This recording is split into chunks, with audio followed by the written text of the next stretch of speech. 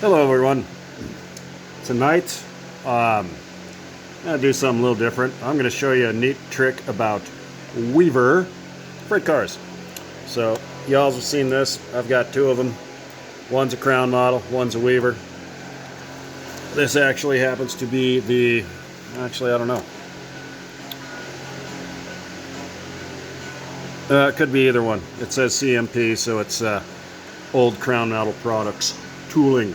So anyway, I've noticed a lot of people are kind of messing around these days with scale couplers, which I think is actually a good idea. I like scale couplers. I will never do it to my railroad I will never do it to that monstrosity in the attic due to the fact that I have so many things. It would cost thousands of dollars to convert everything. But for those of you that are not quite there yet or are smarter than me, I'm going to show you a neat little trick here using Weaver cars. So, I know we're taught in O-Gauge that anything plastic sucks, okay? This Crown car has Weaver plastic trucks and couplers. The Weaver coupler is unique in a couple of ways, okay? It is a modular design, which we will get into here in a minute. But these things track a lot better than most things because they actually have a little bit of suspension in here. See how this guy's moving? A little bit of articulation in there. And that helps you go over crappy track, you know, rough track, whatever. So I don't mind their plastic couplers. These don't come apart. This isn't Menards, okay? This stuff's made in America. These don't come apart. Don't be scared of Weaver plastic trucks and couplers. A little bit of oil and these things will roll forever. But here is the neat part about a Weaver car. So as we come in here, see those two little holes behind the front axle there? Let me show you what those are for. So remember I said this was a modular design on these trucks and couplers. So what we're going to do is remove the coupler. And as you can see, the coupler arm is a separate piece. Okay? Set him aside. We can use this with a scale coupler. Okay? We don't need to buy a set of 2 rail wheels. We don't need to. Okay? We'll just use this. Okay, you can buy the 2 rail wheels if you want. It's fine. Or 2 rail trucks. A lot of 2 rail trucks are plastic wheeled. That is because, well, think about it. How's your current work in DC? You got 2 rails, so one's hot, one's cold. We don't have a middle one and then 2 colds. So most of the time, they use plastic wheels, especially the Weaver stuff. But you know, if you insulate it, whether through the truck or through this mounting point here, you can actually use metal wheels on 2 rail. We're not talking about 2 rail. So, here's what I am going to do. This here is a Kadee, K-A-D-E-E, number 805, medium center shank coupler, okay? So he is actually springy. I'm just squeezing him a little. There he goes. I'm just squeezing him a little too hard. If you're going to do any Kadee conversions, use these guys, and I'll show you why. In case you're curious why I have these, a lot of times I buy 2 rail cars and I convert them to 3 rail. Okay? I know I probably shouldn't do that, but hey, it's my railroad. Okay, so when you buy a Kadee 805, Kadee is going to call this the draft gear. I call it a draft box. So basically your coupler, it's got some springs in there, and that's what makes it go back and forth. And this is what you use to mount to the car. Okay? We got 2 mounting points here, so we're going to use both just to be a little more stable. Just flip your Weaver car over. Almost all Weaver cars have either 2 holes or 1 hole here. Okay? It's going to be up to you to figure out what length coupler you need. All right? I am just showing you a real quick and easy way to convert to scale couplers if you'd like to try it. All right. So we add our little screws. Now remember, I'm going to be doing this kind of not being able to see, so give me a break.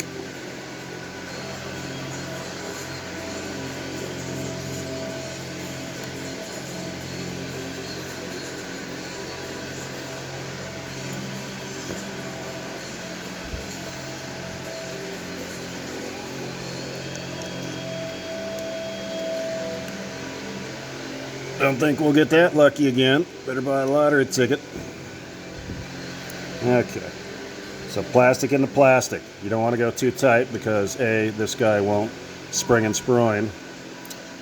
B, you're going into plastic. All right, right there. I like that. A little tight, but he'll be all right. Yep, let's go down a little bit more.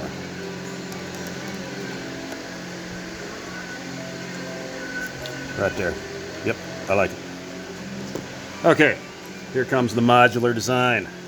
So, keep in mind, even though it's very slight, we have a little bit of spacing there, okay, through that. So, I'm going to shim our truck right here. And I don't know how close I'm going to get on height or anything like that, okay, meaning coupler height. I used to have a Kadee height gauge. I have no idea where it's at.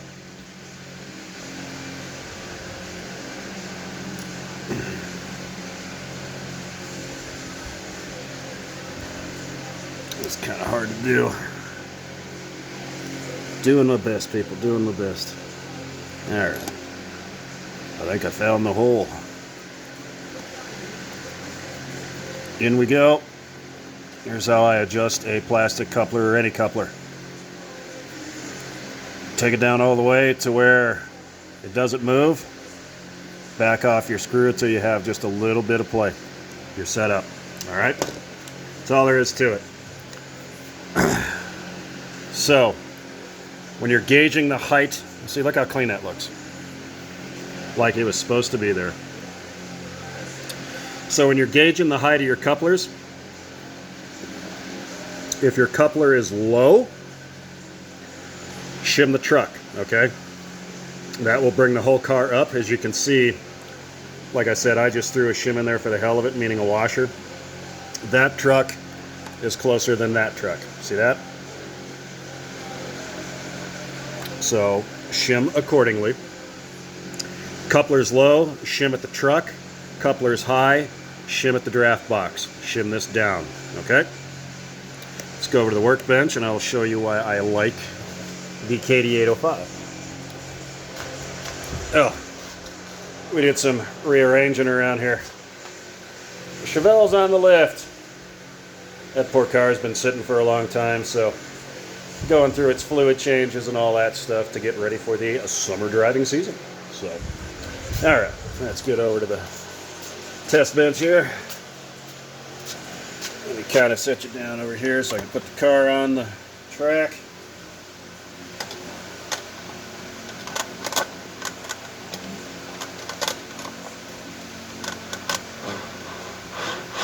I hear that? We're rolling. Okay, 2 reasons I like Kadee 805. So this is that Weaver. As you can see, I'm a little low here, but let me do that again.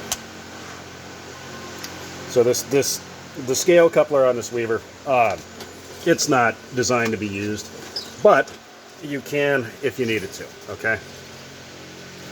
So here comes our little Kadee here. Let me line it up.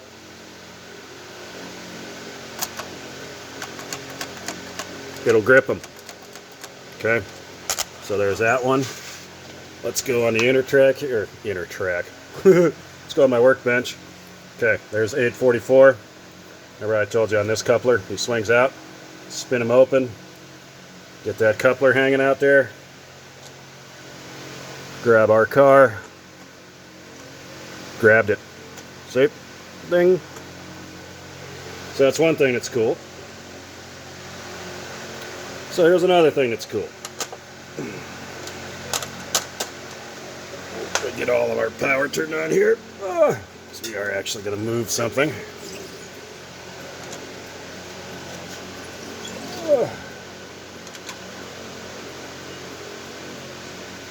Just look at the Hudson. Look at the Hudson. Look at it. All right.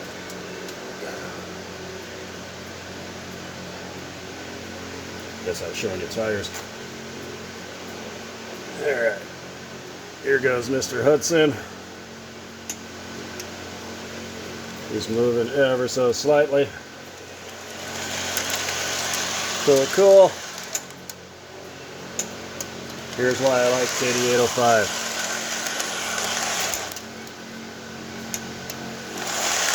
Kadee 805 will grip our lobster claws all day.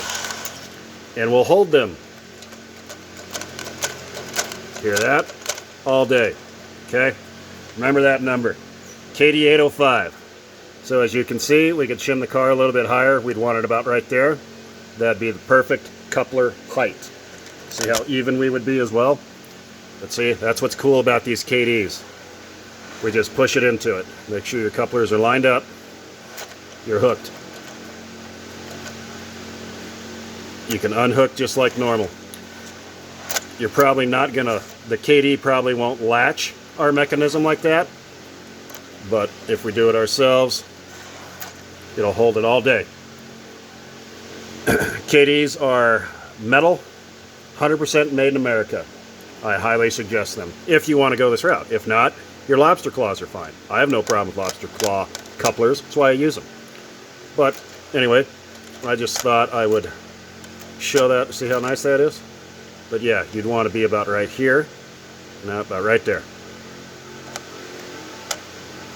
Right there.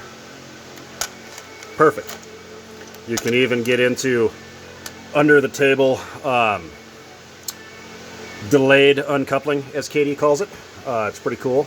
I can't remember who the hell did a video on it, but it'll show you how to use these like in a yard and everything. It's pretty neat. Alright, so there's that point. Let's see here. Oh, I know what I was going to show you. So, I've been playing with this, the Royal Hudson a little bit more. And the more I do, the more I notice that this is a